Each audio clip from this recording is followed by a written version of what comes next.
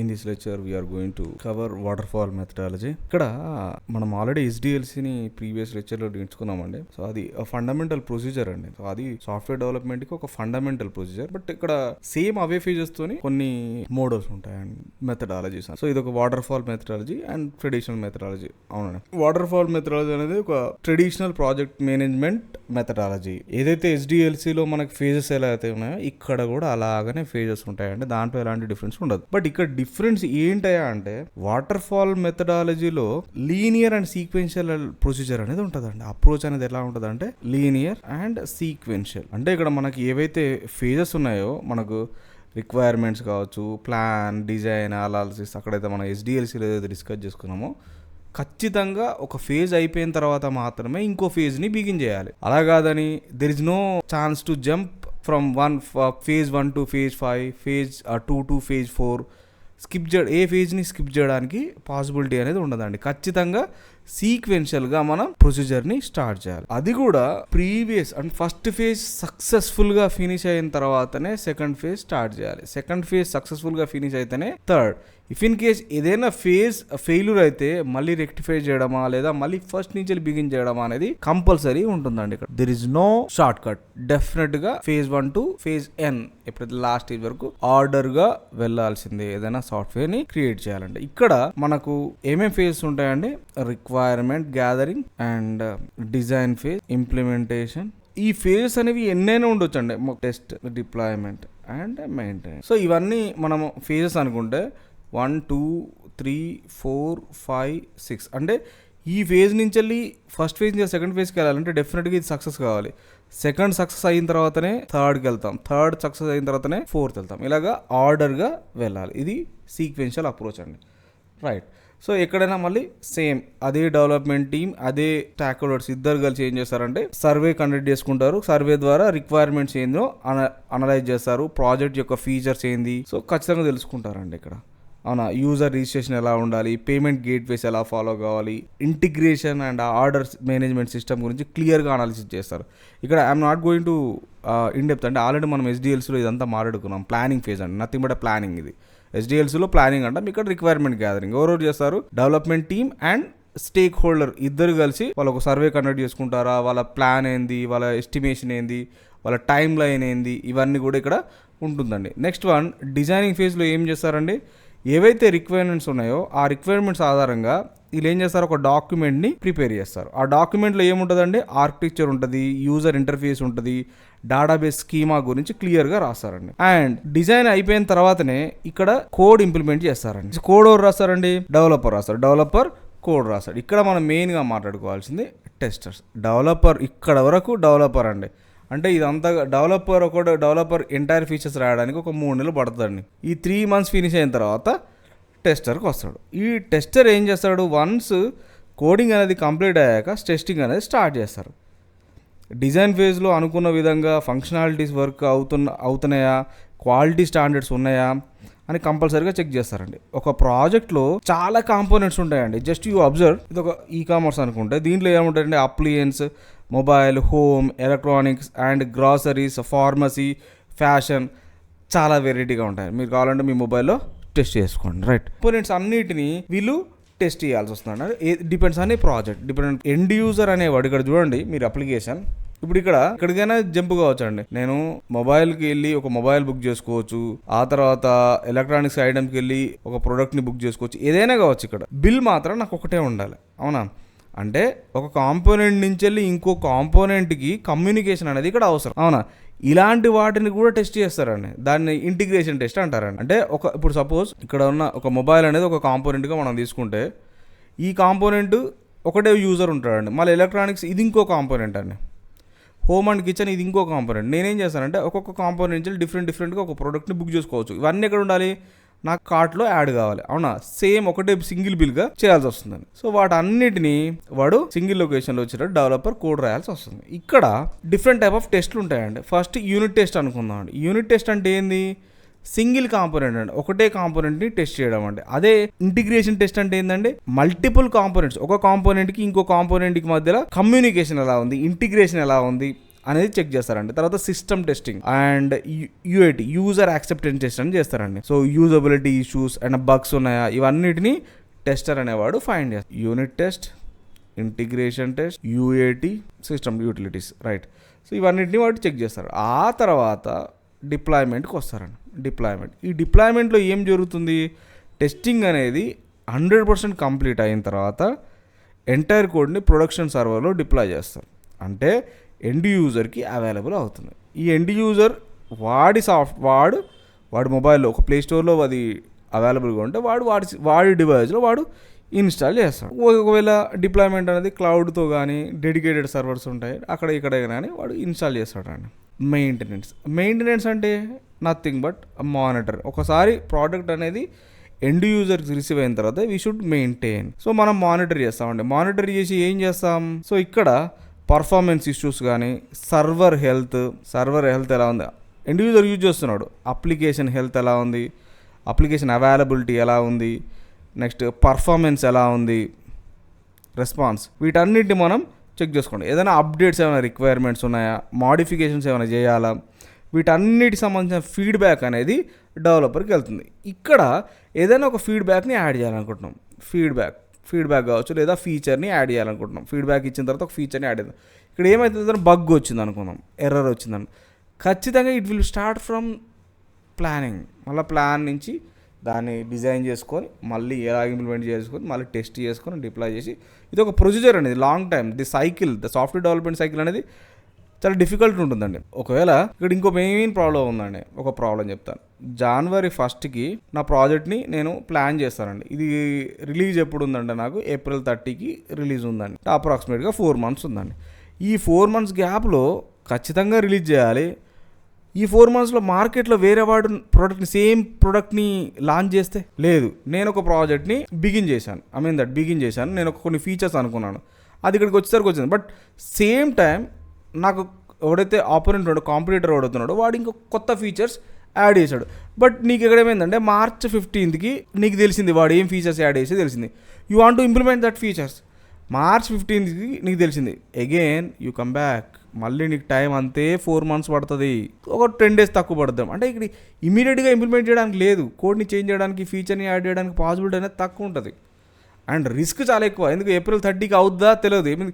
Last మినిట్లో maybe code ప్రాపర్గా work కాకపోవచ్చు, బగ్ రైజ్ కావచ్చు, ఇన్ఫ్రాస్ట్రక్చర్ ఫెయిల్యూర్ కావచ్చు, ఏదైనా జరగవచ్చు. సో ఏ జరిగినా రిస్క్ అనేది చాలా ఎక్కువ ఉంటుంది వాటర్ ఫాల్ మెథడాలజీ. దీనిలో మెయిన్ డ్రాబ్యాక్స్ ఏంటి, అడ్వాంటేజ్ చాలా తక్కువ అండి. సో డ్రాబ్యాక్స్ ఏంది, ఫస్ట్ మెయిన్గా మనకు 4 months అండి డెవలప్మెంట్ సైకిల్, అంటే లాంగ్ డెవలప్మెంట్ సైకిల్. ఇది ఒక పెద్ద ఇష్యూ అండి. Next one, limited adaptability to market changes. Limited చేంజెస్కే ఉంటుందండి, అది కూడా కష్టం అండి. నెక్స్ట్ ఏంటి, రిస్క్ ఎక్కువ అండి, risk of requirement change. Customer feedback మనకు వస్తుందా, లాస్ట్కి వస్తుంది, అది కూడా కష్టమేనండి మనకు. లిమిటెడ్ కస్టమర్ ఫీడ్బ్యాక్, దాన్ని ఇంప్లిమెంట్ చేయడం చాలా కష్టంగా అండి. మళ్ళీ లేట్ డిటెక్షన్ ఆఫ్ డిఫెక్ట్స్ కనుక్కోవడం చాలా కష్టం అండి. హై రిస్క్ అండి, ప్రాజెక్ట్ ఫెయిల్ కావడానికి హై రిస్క్ అండి. ఎందుకు, సీక్వెన్షియల్, ఖచ్చితంగా ఉదాహరణ తర్వాత లైఫ్ సైకిల్ అనేది చాలా ఎక్కువ ఉంటుందండి. ఇక్కడ ఉన్న అడ్వాంటేజెస్ ఏమున్నాయంటే ప్రాజెక్ట్ స్కోప్ మనకు చాలా క్లియర్గా ఉంటుంది, స్కోప్ కావచ్చు, స్ట్రక్చర్ కావచ్చు, ఎందుకంటే నీట్గా డిజైన్ చేసుకుంటాం కానీ, క్లయింట్ ఇన్వాల్వ్మెంట్ కావచ్చు, సింపుల్గా మంచిగా ఉంటుందండి, స్టేబిలిటీగా ఉంటుందండి, మనం ఏదైతే అనుకున్నామో అంతవరకు. మెయిన్ డ్రాబ్యాక్ ఏంటి అంటే, ఏదైనా చేంజ్ చేయాలంటే రిక్వైర్మెంట్స్, మార్కెట్ కండిషన్ చాలా టైం పడుతుందండి. ఇంప్లిమెంట్ చేయాలంటే సడన్గా ట్రాఫిక్ పెరిగితే స్కేలింగ్ చాలా డిఫికల్ట్ అవుతుందండి. సో ముందే ప్రిడిక్ట్ చేస్తారు, అది కూడా చాలా పెద్ద ఇష్యూ అండి. ఇవన్నీ ఎంఎన్సీలో, అంటే ఎంఎన్సీ పాయింట్ ఆఫ్ వ్యూ ఏం చెప్తాం అంటే, రిక్వైర్మెంట్స్ వచ్చినాయి, మార్కెట్కి అనుగుణంగా చేంజ్ చేయాలంటే పాసిబిలిటీ కాదు, టైం పడుతుంది, అవునా, ఇంప్లిమెంట్ చేయాలంటే. సడన్గా ట్రాఫిక్ పెరిగితే వీళ్ళు ఏం చేయలేరు, అది పెద్ద ప్రాబ్లం. వాటర్ ఫాల్ అనేది ఎవరికి సూట్ అవుతుంది, ఇవన్నీ డ్రాబ్యాక్స్ ఉన్నాయి, ఎవరికి సూట్ అవుతుంది. స్మాల్ ప్రాజెక్ట్స్ కానీ, ఒక స్కూల్కి వెబ్సైట్ చేయాలి నేను, అది ఫిక్స్డ్గా ఉంటుంది, అవునా, ఈ ఇయర్ చేస్తాం, మళ్ళీ నెక్స్ట్ ఇయర్ కదా మళ్ళీ చేంజ్ చేయాలంటే ఏమైనా వేయాలని కూడా చాలా తక్కువ టైం ఫీచర్స్ యాడ్ అవుతాయి, అలా టైం సరిపోతుంది. నెక్స్ట్ స్టాటిక్ అప్లికేషన్స్, పోర్ట్ఫోలియో అండి. నా గురించి నేను ఒక వెబ్సైట్ స్టాటిక్ పేజ్ని ఒకటి తీసుకోవాలనుకుంటున్నాను, దానికి సింపుల్గా ఉంటుంది అండి, ఫిక్స్ అండి, ఫీచర్స్ ఏముండవు దాంట్లో ఎక్స్ట్రా యాడ్ చేయడం. So features not expect new features ఆ అప్డేట్స్ అవసరం లేని ప్రాజెక్టులు ఉంటాయి కండి, వాళ్ళకి కూడా అవుతుందండి. ఎన్విరాన్మెంట్ అనేది ఫిక్స్డ్గా ఉంటుందండి. సూటబుల్ అంటే స్మాల్ ప్రాజెక్ట్స్కి, స్టాటిక్ అప్లికేషన్స్కి, ఎక్స్పెక్ట్ లేని ఫీచర్స్ ఉన్న వాటికి ఇలాంటివి హెల్ప్ అవుతాయండి. వేరే వాళ్ళకు సూటబుల్ కాదు. Agile methodology again one more theoretical, right. Waterfall మెథడాలజీలో ఉన్న డ్రాబ్యాక్స్ ఏంటి? కోడ్ మొత్తం కంప్లీట్ అయ్యాకనే టెస్ట్ కానీ డిప్లాయ్ కానీ చేయాల్సి వస్తుందండి. అక్కడ ఏమైనా ఇష్యూస్ వచ్చినాయి అనుకో, ఫిక్స్ చేయడానికి టైం పడుతుంది అండ్ కాస్ట్ ఎక్కువ అవుతుంది. అవునా? ఈ ప్రాబ్లమ్ని ఓవర్కమ్ చేయడానికి అజైల్ మెథడాలజీ అనేది వాడతారు. సింపుల్గా డెవలపర్ ఏ రోజు కోడ్ని అదే రోజు టెస్ట్ చేసి ఫీడ్బ్యాక్ ఇస్తే ఆ ప్రాజెక్ట్ ఫెయిల్యూర్ రిస్క్ అనేది తగ్గుతుంది. డెవలపర్ ఫీచర్స్ యాడ్ చేయడం చాలా సింపుల్ అవుతుంది, న్యూ ఫీచర్స్ని. అండ్ మార్కెట్లో ఎలాంటి చేంజెస్ వచ్చినా దానికి అనుగుణంగా చేంజ్ చేసుకోవచ్చు. అవునా? ఏ రోజు ఆ రోజు ఫీడ్బ్యాక్ వచ్చిందంటే డెవలపర్ రెడీగా ఉంటాడు ఏ రోజైనా కొత్త ఫీచర్స్ని యాడ్ చేయడానికి. అజైల్ లైఫ్ సైకిల్ అనేది స్ప్రింట్ అండి. అంటే ఇది స్ప్రింట్గా మనం మాడతాం. ఇది అప్రాక్సిమేట్గా 2 weeks ఉంటుందండి, 2 to 4 weeks ఉంటుందండి. Depends on project, depends on feature. ఇక్కడ అజైల్ మెథడాలజీ అనేది కంటిన్యూస్ ఇంటిగ్రేషన్ అండి. అంటే ఎలా ఉంటుందంటే ఒక స్ప్రింట్ మళ్ళీ లాంచ్ అయిన తర్వాత ఇంకో స్ప్రింట్ స్టార్ట్ అవుతుంది మళ్ళీ ఇలాగా. అంటే ఎంటైర్ ప్రాజెక్ట్ని దే హ్యావ్ టు స్ప్లిట్ అండి. ప్రాజెక్ట్ మొత్తాన్ని బ్రేక్ చేస్తారు. ఇనీషియల్గా ఏం చేస్తారంటే ఎంటైర్ ప్రాజెక్ట్ని ఎట్ ఎ టైం డెవలప్ చేయాలని చెప్పి they didn't plan. So project మొత్తాన్ని వాళ్ళు ఏం చేస్తారంటే దే కెన్ స్ప్లిట్ ప్రాజెక్ట్ని ఫీచర్స్ వైజ్గా స్ప్లిట్ చేస్తారు. స్ప్లిట్ చేసిన దాన్ని ఏం చేస్తారంటే దాంట్లో ప్రియారిటీ వైజ్గా they can develop. So they can ఈ ప్రొసీజర్ జీరా ద్వారా కానీ స్క్రమ్ ద్వారా కానీ చేస్తారండి. అజైల్లో కూడా సేమ్ ఫేజెస్ ఉంటాయండి. ఏదైతే మనం వాటర్ఫాల్ మెథడాలజీలో అండ్ ఎస్డిఎల్సీలో వాడుతున్నాం అవే ఉంటాయి. బట్ ఇక్కడ ఏమిటి, entire project is splitted. So phases ఏముంటాయి? ప్లాన్, ఇక్కడ ఇలా రాద్దాం మనం, చాలా ఈజీ ఉంటుంది. Plan, design, develop, test, deploy, review, launch and plan. So ఇది ప్రాసెస్ అండి. ఇటరేషన్ కంప్లీట్, లూప్ అనేది ఎండ్ కాదండి, ఇన్ఫినిటీ టైమ్స్ ఇట్ రిపీట్ అవుతుంది. సో ఫస్ట్ ప్లాన్ చేస్తారు, డిజైన్ చేస్తారు. ఎక్కడైనా ఫెయిల్యూర్ అయిందనుకుంటే మళ్ళీ అగైన్ దే స్టార్ట్. ఎక్కడి నుంచి ఎక్కడికైనా జంప్ కావచ్చు అండి. ఇక్కడ నో ఇష్యూస్ అండి, సీక్వెన్షియల్గా చేయాల్సిన అవసరం ఏం లేదు. సో ఫస్ట్ వన్ ప్లాన్ ఫేజ్లో ఏం చేస్తారు? ఇక్కడ ఎంటైర్ ప్రాజెక్ట్ని బ్రేక్ చేస్తారండి. ప్రాజెక్ట్ మొత్తాన్ని స్మాల్ టాస్క్లుగా బ్రేక్ చేస్తారు. And nothing but features, small task అంటే ఫీచర్స్గా బ్రేక్ చేస్తారండి. ఇక్కడ ఈ ఫీచర్స్ ఏమన్నాయో వాటన్నిటికీ ప్రియారిటైజ్ చేస్తారండి. Based on priority they can develop. Plan తర్వాత ఫస్ట్ ప్లాన్లో ఏం చేస్తారంటే ప్రాజెక్ట్ మొత్తాన్ని స్మాల్ పార్ట్గా డివైడ్ చేసుకుంటారు. ఆ పార్ట్స్ని మనం ఫీచర్గా కన్సిడర్ చేస్తాం. ఆ ఫీచర్స్కి మళ్ళీ ప్రియారిటీ ఇస్తారు. ఏ ఫీచర్ ఎప్పుడు డెవలప్ చేయాలి, ఏది ఇంపార్టెంట్ అవుతుంది, ఫస్ట్ ఇనిషియల్గా ఏది డెవలప్ చేయాలనేది క్లియర్గా ఒక అనలైజ్ చేస్తారండి. దెన్ డిజైన్ చేస్తారండి. After plan they create wire frames అండి, లైక్ స్కెచెస్ కానీ మాకప్స్ కావచ్చు, ఫుల్ సైజ్ మోడల్ని వాళ్ళు డిజైన్ చేస్తారు. సో విజువలైజ్ చేస్తారు. విజువలైజ్ చేసుకొని how software will look and function క్లియర్గా ఒక అనాలైసిస్కి వస్తారండి. ఈ డిజైన్ అనేది development team and stake holders కలిసి నిర్ణయం తీసుకుంటారు. క్లియర్గా ఒక డాక్యుమెంట్ క్రియేట్ చేసుకుంటారు. ఆల్రెడీ మనం వాటర్ఫాల్ మెథడ్స్ ఎస్డిఎల్స్లో చెప్పుకున్నట్టుగానే ఒక డాక్యుమెంట్ క్రియేట్ చేసుకుంటారు, స్కెచెస్ డిజైన్ చేస్తారు, పీపీటీ ప్రజెంటేషన్ పెట్టుకుంటారు. సో ఓవరాల్గా ఆ ప్రాజెక్ట్ స్ట్రక్చర్ ఏంది, డిజైన్ ఏంది, ఆ డేటాబేస్ స్కీమాస్ ఏముంటాయి, ఆ డిఫరెంట్ కాంపోనెంట్స్ ఎలా ఉండాలి, పేమెంట్ గేట్వేస్ ఎలా ఫాలో కావాలి, వీటన్నిటి గురించి ఒక ఐడియా వస్తుంది. And major one project outline ఏంది, టైం లైన్ ఏంది అని క్లియర్గా వాళ్ళు డిజైన్ అవుతారు. ఆ తర్వాత డెవలప్మెంట్ వస్తుందండి. ఆ తర్వాత డెవలప్మెంట్లో కోడ్ని స్టార్ట్ చేస్తారు. డెవలప్మెంట్లో కోడ్ స్టార్ట్ అవుతుంది. ఆల్రెడీ మనకు తెలుసు అండి, బేస్డ్ ఆన్ డిజైన్ ద్వారా దాన్ని డాక్యుమెంట్ ద్వారా ఇంప్లిమెంట్ చేస్తారు. ఇక్కడ టెస్ట్ ఇక్కడ జరుగుతుందండి. ఇక్కడ డెవలప్మెంట్లో డెవలపర్ రాసిన కోడ్ ఈ రోజు వస్తే ఇదే రోజు డెవలపరే టెస్ట్ చేసుకుంటాడు. సో డెవలపరే రాసిన కోడ్కి డెవలపరే టెస్ట్ చేసుకొని డెవలపరే ఫీడ్బ్యాక్ తీసుకొని అండ్ ఎర్రర్స్ని రెక్టిఫై చేసుకుంటాడు. అంటే ఆటోమేటెడ్గా జరుగుతుంది. ఇది బెస్ట్ ఉంటుందండి. అంటే they can test like unit test, integration testing, user యాక్సెప్టెన్స్ని డెవలపర్ చేసుకోవడానికి చాలా ఫ్లెక్సిబుల్గా ఉంటుంది.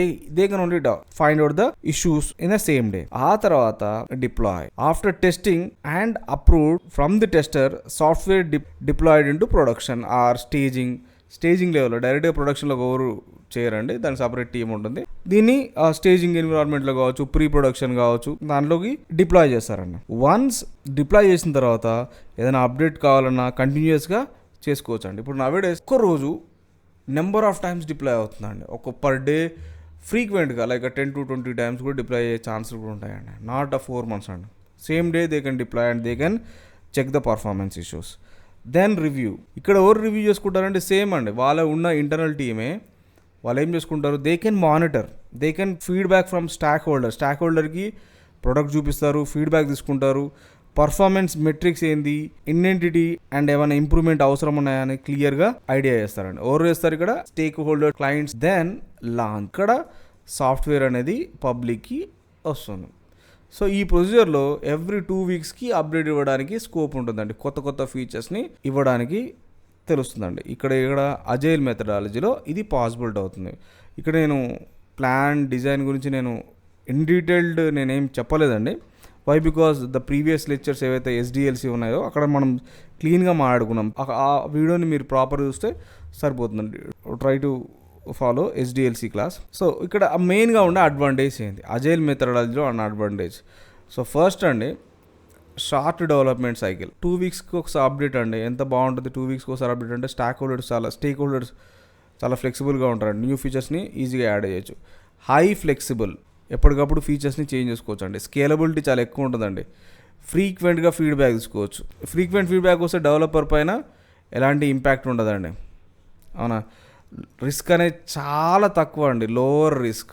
ఎప్పుడో జరుగుతుందండి, అది సడన్ ఎక్స్పెక్ట్ చేయలేమండి మనం. సో డెలివరీ ఇష్యూస్ కావచ్చు అండ్ ఏదైనా ఏ ఇష్యూ అయినా ఎర్లీగానే మనం ఫైండ్ చేస్తామండి. ఇంకా మెయిన్ ఏంటి, ఫాస్ట్గా మార్కెట్లో ఉంచవచ్చు అండి. ఫాస్ట్ మార్కెట్లో అవైలబుల్గా ఉంటుందండి, ఫాస్టర్ ఇన్ మార్కెట్ అండి. Next big team in size అండి, చాలా పెద్దగా ఉంటుందండి టీం అనేది. Monitor team, testing team, development team అందరూ కూడా కొలాబరేట్ అవుతారు కాబట్టి team size is very big అండి. So this is agile methodology.